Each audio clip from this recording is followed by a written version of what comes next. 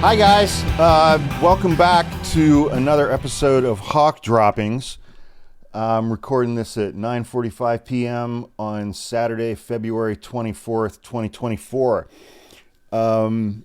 Anybody who's followed me for a while knows that I've been a trial attorney for 25 years. I am currently in a jury trial. We just finished week 6 of that jury trial yesterday. We expect that trial to conclude this week. If you want to learn more about that, you can check out the episode of Hawk After Dark that I recorded earlier today. Which reminds me, if you're hearing this one, we put out the audio for Hawk Droppings every week for free. But please go to hawkpodcasts.com. We have 4 podcast shows that we put out each week. We put out 5 episodes of those shows. There's one, Coffee with Hawk, that I do twice a week. And on this week's episode of Hawk After Dark, we're doing a very exciting giveaway as a bonus for the people who subscribe to hawkafterdark.com. And it's so, like, when I read through one of Trump's indictments, or when I read through one of the court decisions in one of his cases, I print them out and I put them in a notebook and I highlight them and I put tabs in there and I write notes in the margins and stuff like that. And I have five of those that I've used to make podcast episodes. And I'm going to put each one of those in a binder, and there's going to be a picture of Flat Hawk on the cover, and I'm going to write a little note and I'm going to sign it. And my brother's going to write a little note, hopefully, and sign it. And we're going to give those away. We're giving those away. We're giving away 5 of those this week for people who subscribe to Hawk After Dark. And the episode of Hawk After Dark that I recorded earlier, talking about that and talking about the trial that I've been in for the last 6 weeks. It was the first episode that I did where I hit record and I just had an idea. And I didn't know what I was going to talk about. And it's a great episode. So please go to hawkpodcasts.com and check that out. But for this week's episode of Hawk Droppings, I'm going to do something a little different.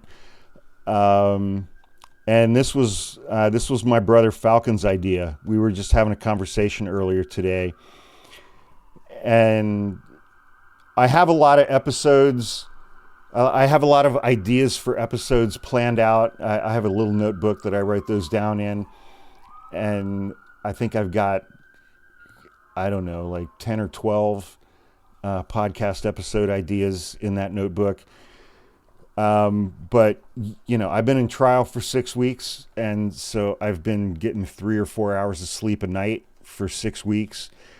I am completely physically, emotionally, mentally, spiritually exhausted. And my brother was like, hey, you know, you could do an episode where you could just respond to questions from subscribers that they leave in the comments on the podcasts. And I'm like, that's an amazing idea. And so I went through 5 or 6 of the podcast episodes, and I've got 6 or 7 pages of questions and comments from subscribers. And so this episode is going to be me responding to some of those comments. So I got 6 questions that I highlighted from the Coffee with Hawk episode that we put up on February 22nd, so just day before yesterday. And in that episode, I just read through the 16-page long indictment of Donald Trump out of Manhattan, Manhattan DA Alvin Bragg. And a lot of people refer to this as the Stormy Daniels hush money case. I don't refer it to that way. I refer to this one, it's an election interference case, because why did he pay off Stormy Daniels? Why did he pay off Playboy model Karen McDougal, both of whom he had sex with?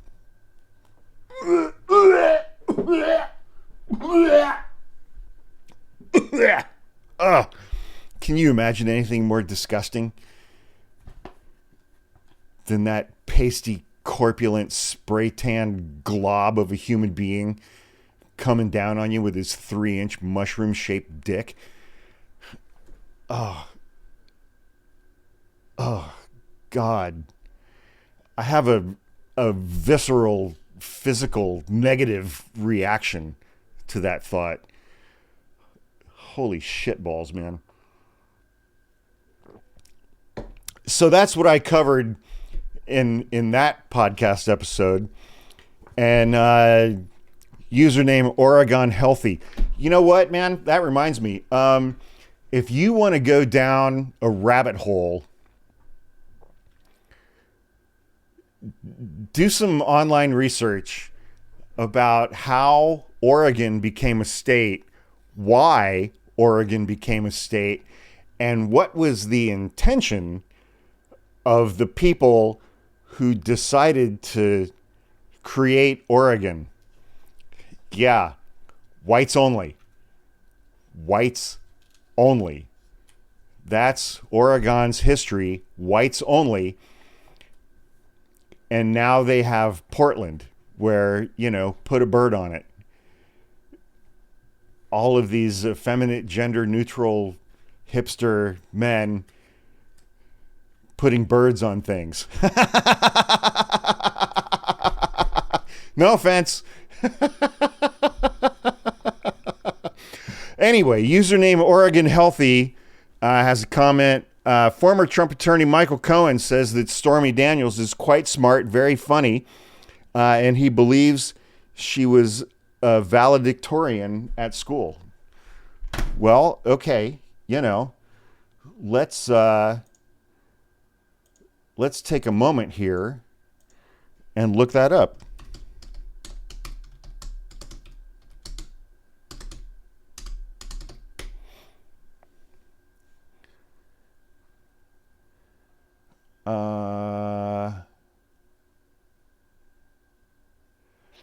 I don't find anything on the valedictorian part. But she is very smart and she's very articulate. She's very well spoken. And she's very attractive, I think. And I think that I will end my personal commentary there. Because, you know, it's been a rough few months online for Hawk. Starting last May with a fucking jazzy chair in Las Vegas. All right. Subscriber Jennifer Bustos Gomez has 2 comments / questions. Forgive me if this is a stupid question. It's not a stupid question, Jennifer. I appreciate your question. Wouldn't Stormy Daniels and Heather McDougal be guilty of blackmail? A. So if little Donnie Two Scoops, and I love that she just used the acronym LDTS for little Donnie Two Scoops. So if little Donnie Two Scoops had just paid them directly from his personal funds, he wouldn't be having these issues, right? So they created all of this, committing crime after crime, criming crimers, when it was completely unnecessary. Yes, to that part. Would Stormy Daniels and Heather McDougal be guilty of blackmail? That's a good question. So here's the thing. Neither Stormy Daniels nor Heather McDougal went to Donald Trump and said, "Pay me, or I'm gonna go public." They both went to the National Enquirer and said, I have a story. Would you like to buy my story? So that is blackmail. This is not. And I can't remember the guy's first name, but his last name is Pecker. How ironic. David Pecker. Let's just call him David Pecker. The guy who runs the National Enquirer, he did what's called a catch and kill. He paid them for their stories, for exclusive rights to their stories, and then did not publish their stories. He caught their story and he killed it. But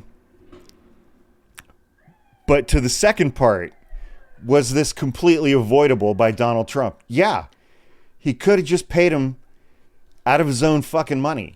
But instead, he went through this whole convoluted process, which ended up with a 34 count indictment, felonies out of Manhattan, from Manhattan DA Alvin Bragg, 34 counts, 4 years in prison maximum for each term. I think that's like 136 years. Subscriber named Chantal comments, I'm with you.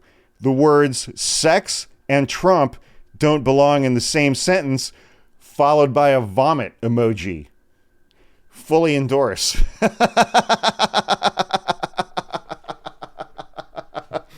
Thank you for that one, Chantal. Subscriber Pamela L. I certainly love all of this for him, and I love seeing any white-collar crime being held accountable. But I have to ask, do you, meaning me, like this case? That's a great question. Do I like this case?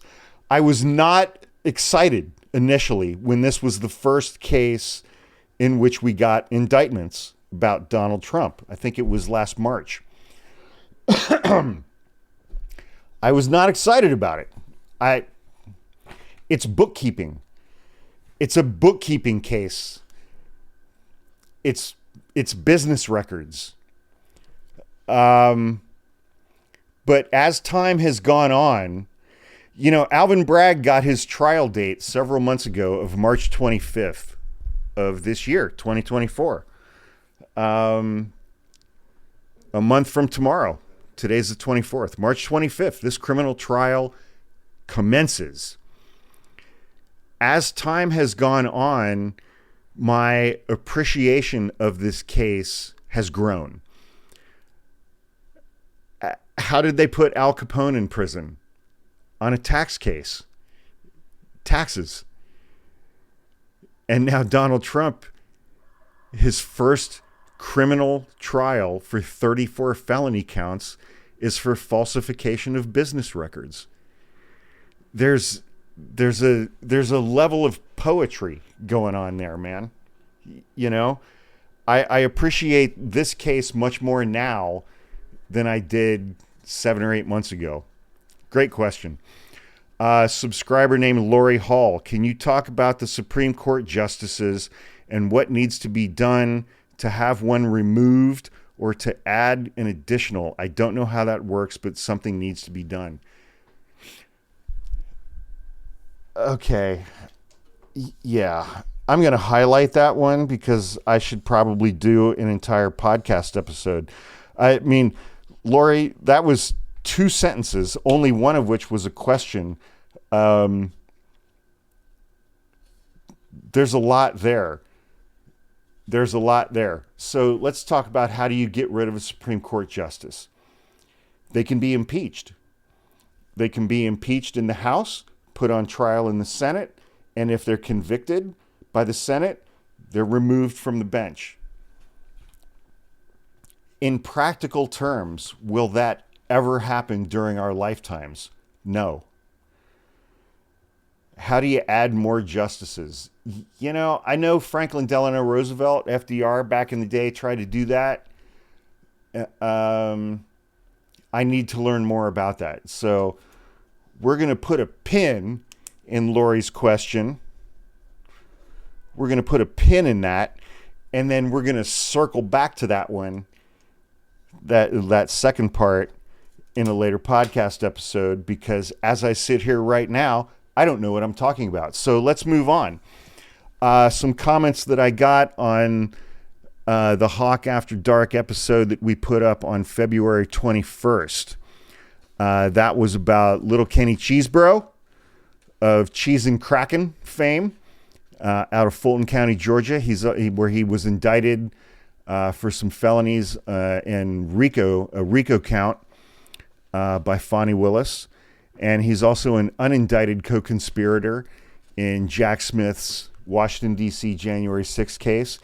And because he was the ringleader of the fake electors scheme, he's being very actively investigated in all 7 states where he sought to get fake electors, the swing states.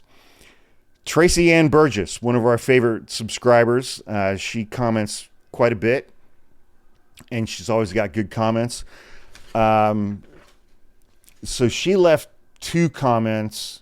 I'll do the first one first. My best friend since high school is an attorney here in Atlanta. And she gives the name of the firm. I'm not going to read that. She actually worked under Christopher Wray for a while. Christopher Wray is the current, he's the head of the FBI. And he was handpicked for that position by Donald Trump after Donald Trump fired James Comey. Like me, growing up, she was liberal as F. She has lost her goddamn mind. And I live 5 miles from her, and I have not seen her in person since September of 2018. I'm sorry to hear that. I really am.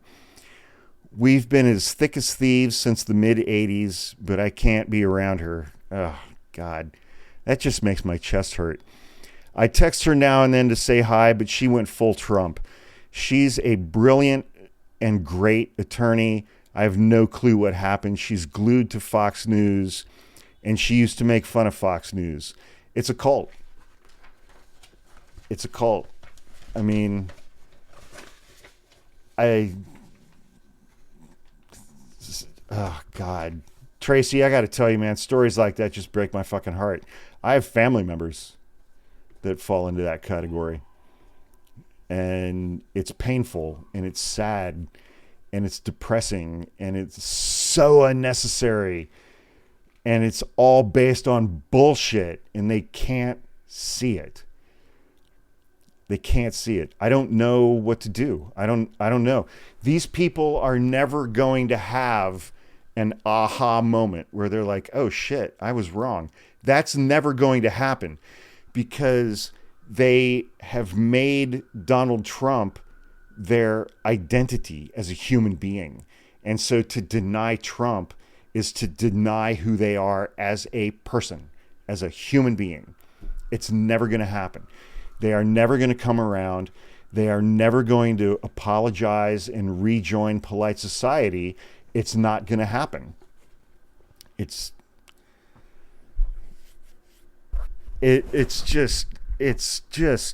so fucking tragic.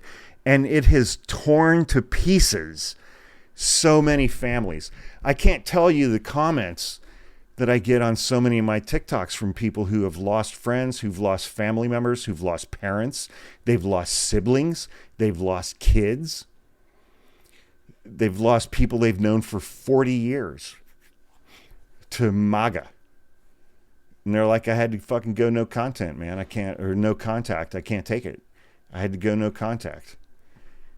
It's just gut-wrenching and heartbreaking in every way, shape, and form, because it's a fucking lie. It's a lie. So Tracy's follow-up question, Hawk, do you think they will ever abolish the Electoral College? What an amazing question. They should. The Electoral College was devised by our founding fathers to appease the southern states. Slavery. The Electoral College is about slavery. And we have the Electoral College in 2024.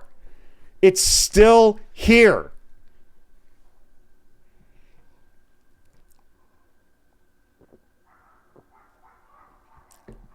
It's still here. It's how the minority wins. The Electoral College is how the minority wins. Republicans haven't won a majority vote in a presidential election in 20 years. Subscriber Lori Myers asks, I enjoy these podcasts so much because I laugh so hard at the things you laugh at so hard. And I need those laughs to get me through these disturbing times. All right, so I included that one just because it made my ego feel good. Thank you, Lori Myers. Another one in a similar vein from our dear, dear friend, Kimber. Thank you for another incredible episode, Hawk. I will never stop being amazed at how supposedly intelligent, well-educated career lawyers compromise their entire lives for Trump. I swear there is no equilibrium in America. It feels like we are always on the edge of a cliff, barely hanging on till the next foot stomps on our fingers. Excuse me, I had to burp. Threatening what's left of our democracy rights to be who we are and freedom of choice. Thank you again. I always learn something from you in this community. So a few things on this one. First, my brother Falcon and I are trying to use our podcast channel to build a community that we can all come find some sanity in for the next year. Second, Kimber, thank you very much for the compliments on the podcasts. Third, boy, howdy, man. I mean, I've been a licensed practicing trial attorney for 25 years. And watching lawyer after lawyer after lawyer after lawyer after lawyer after lawyer just take their reputation, their career, their credibility, and just take a giant shit on them and flush them down the toilet for Donald Trump is something I will never comprehend. I will never, ever comprehend it. I don't understand it. We have another subscriber. If you don't drink coffee, what's in the cup? Well, I use the mugs during the podcasts so I can say, go buy mugs at hawkmerchstore.com. It's got Coca-Cola in it because I don't drink coffee. I'm going to get some hate for this. I have never, ever, ever, ever, ever in my life, never in my life have I understood why people would want to start out their day. I get it a little bit in the wintertime. Don't understand it in the spring. I sure as hell don't understand it in the summer. I don't understand it in the fall. Why would people voluntarily choose to start their day with an extremely hot beverage when you could start your day instead with an ice cold Coca-Cola?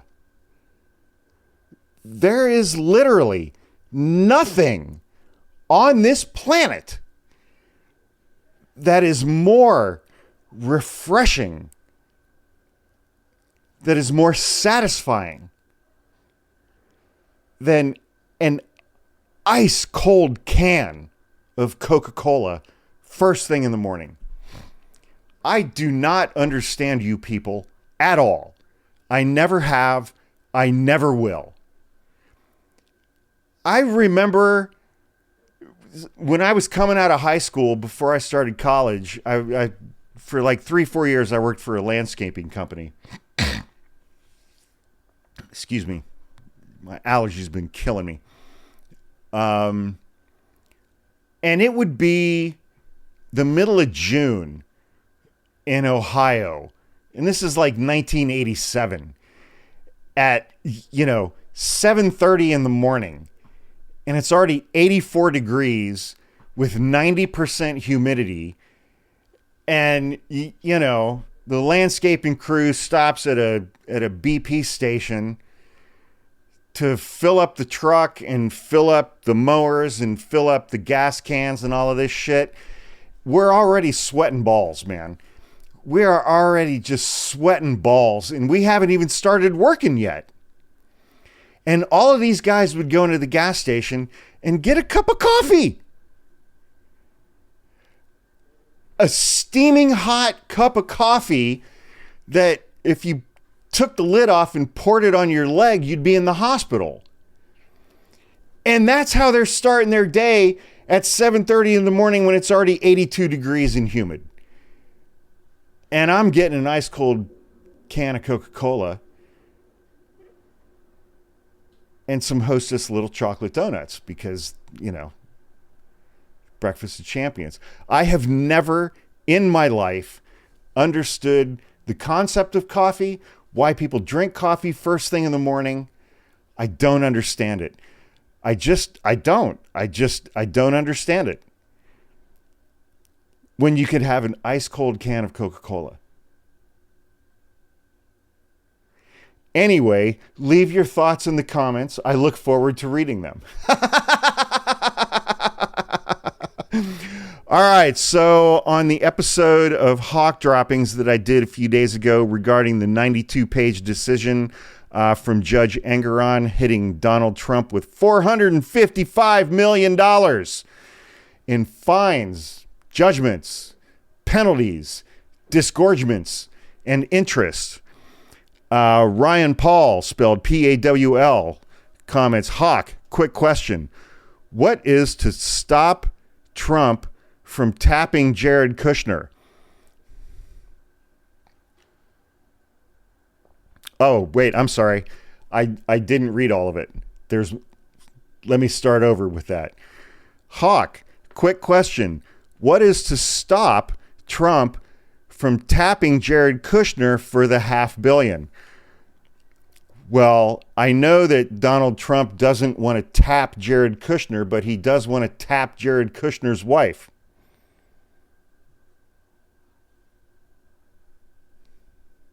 Sorry.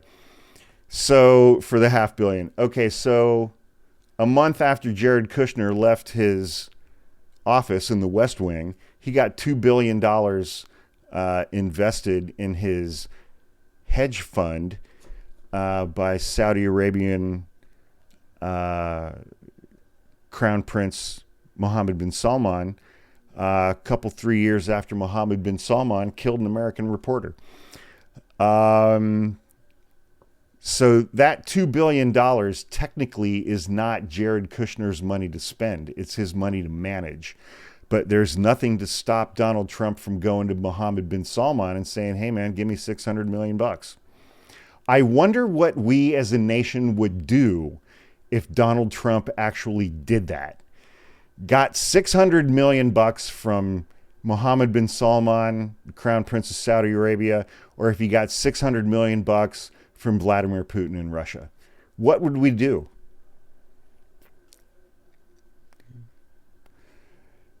Username Kevin.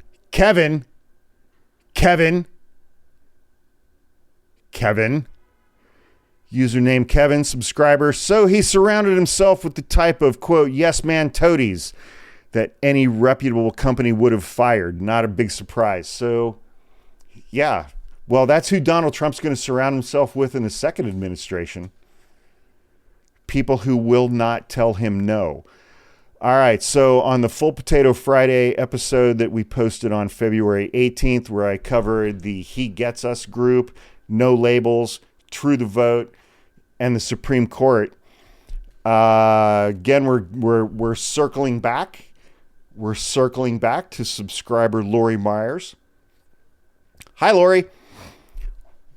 Wait, isn't Harlan Crow a redneck drug dealer in the TV show Justified? I loved this comment so much. I loved this comment so much because I love the show Justified, not the new version. The new version, I've seen some clips. I'm not going to watch it, but the first 4, 5, 6 seasons, it is such an amazing program. Harlan Crow is not the redneck drug dealer from Justified. The show takes place in Harlan County, Kentucky. The redneck drug dealer in Justified is Boyd Crowder.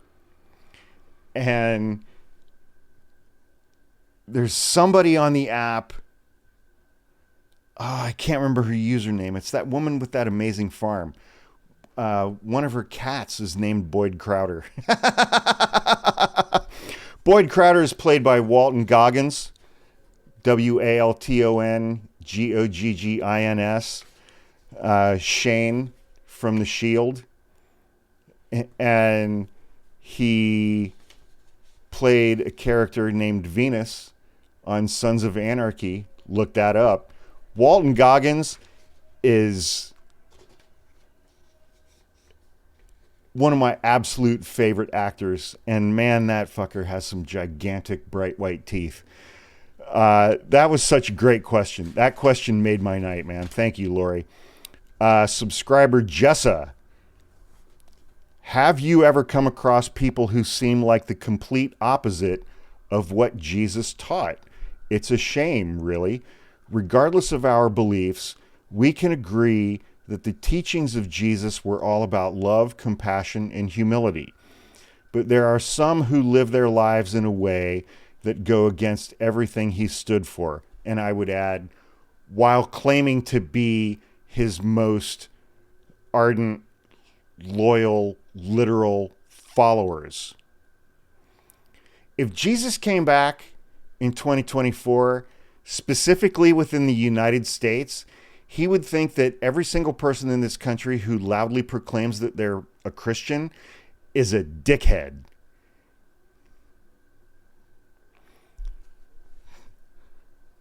Sorry. But there are some who live their lives in a way that go against everything he stood for. Okay, sorry, I said that already. It's almost blasphemous, don't you think? Just remove the word almost from that comment. One can only imagine how appalled Jesus would be if he saw what some people were doing in his name. Exactly. I should have read the whole thing before I added my commentary.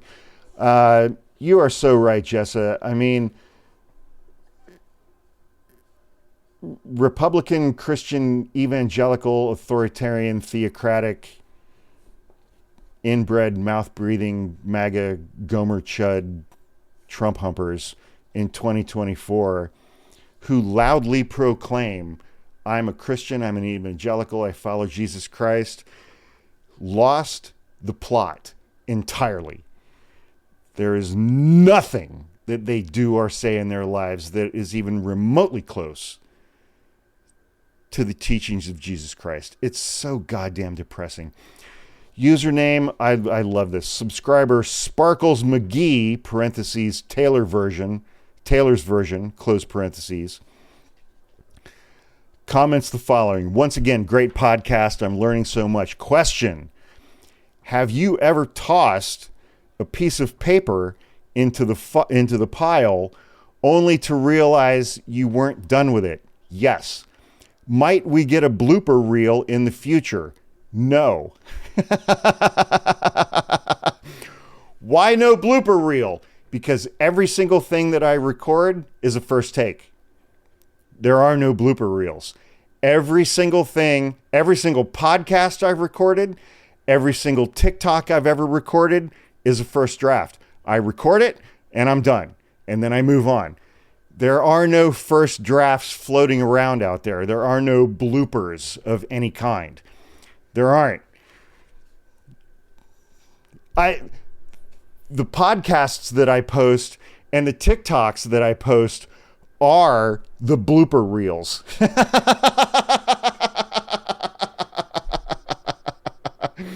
All right. Okay. So I wanted to get to this subscriber, Chris with a K.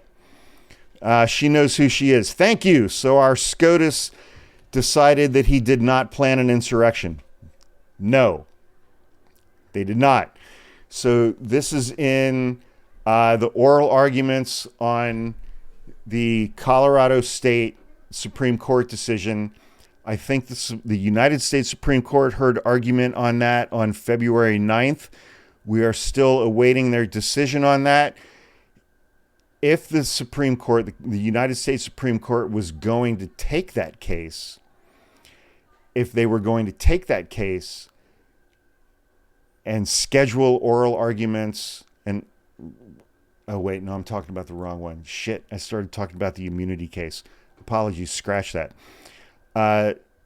So I've done a couple TikToks about this. When you have a trial court that has a trial, and if it's a bench trial, as was in Colorado, then the trial judge, after hearing all the witnesses, assessing their credibility, deciding how much weight to attribute to their testimony, and seeing all of the evidence that comes in, within their decision, their written decision, they make a section called findings of fact. And where they're like, having heard all of this evidence and all of these witnesses, these are the things that I, as the trial judge, have determined are facts in this case. And in the Colorado case, the trial judge in that case, I can't remember her name. I think her name was Susan something. She determined as a matter of fact in that case that Donald Trump engaged in insurrection against the United States in trying to overturn the election and in trying to take advantage of the violence at the Capitol on January 6th. She determined as a matter of fact that he engaged in insurrection against the United States. Then that case went up to the Colorado Supreme Court, and now it's at the United States Supreme Court. Appellate courts will not disturb the factual findings of a trial court unless they determine that there is a finding of fact that is completely and wholly unsupported by the evidence that came in at trial. The Colorado Supreme Court did not make a determination that any of the findings of fact were in any way erroneous. Neither did the United States Supreme Court. Those justices on February 9th, where they were questioning the attorneys in that case, only asked one or two questions on the issue of insurrection.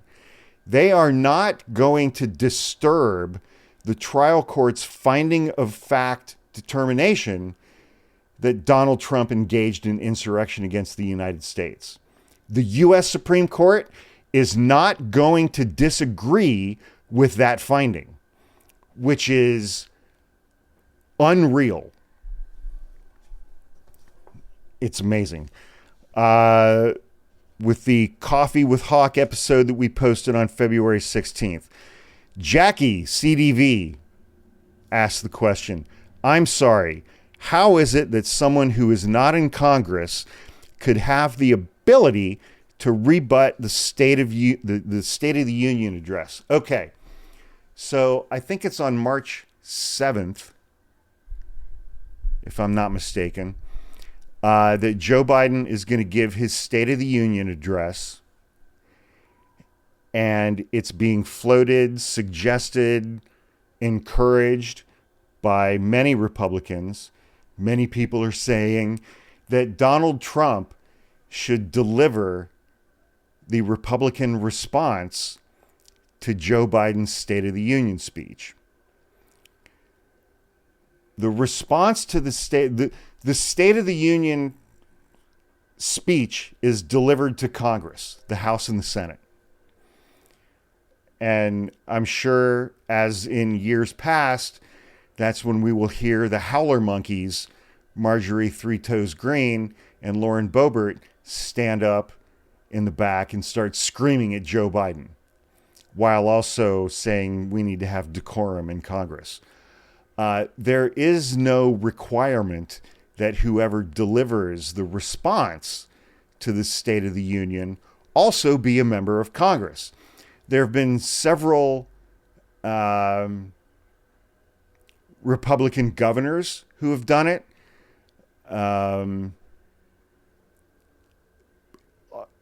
Every Republican response to the State of the Union speech given by a Democratic president is uniformly terrible. It's just uniformly terrible. They are really, really bad at this. All right, so we're going to close this episode out with a comment, question by my dear friend Kel Bell in progress.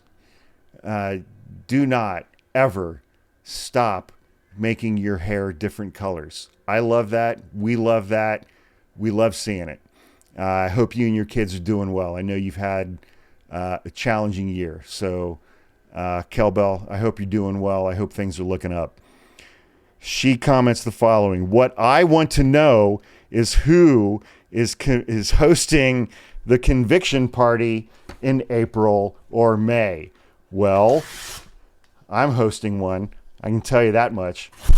So after Donald Trump gets convicted on at least a couple of dozen felony counts in Manhattan for the trial, it's starting on March 24th.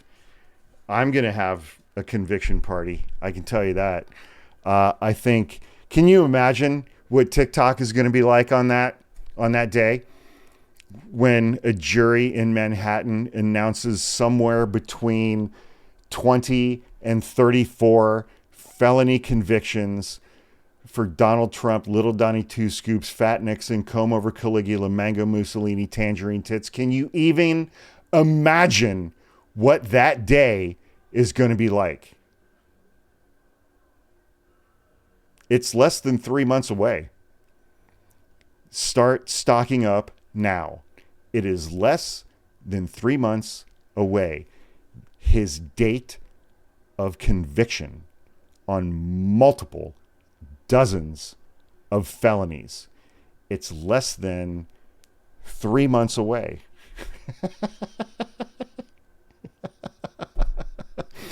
Anyway, all right. It's 10:30 p.m. on a Saturday night. I am going to go to bed and sleep. As always, a massive, massive, massive shout out and thank you to my brother Falcon, without whom none of this would be possible. I am incredibly grateful for that kid. I love him dearly. And as always, I mean, Wiseacre, you son of a bitch, man. You showed up and gave us the best goddamn graphics on the planet for the merch store and the podcasts. We love you, brother. We're going to hang out and get some square cut pizza next time we're in Ohio, brother. And as always, a massive thank you to my brother from another mother, Anu. Dude, you've been one of the most solid people in my life for the last 22 years. I love you, brother.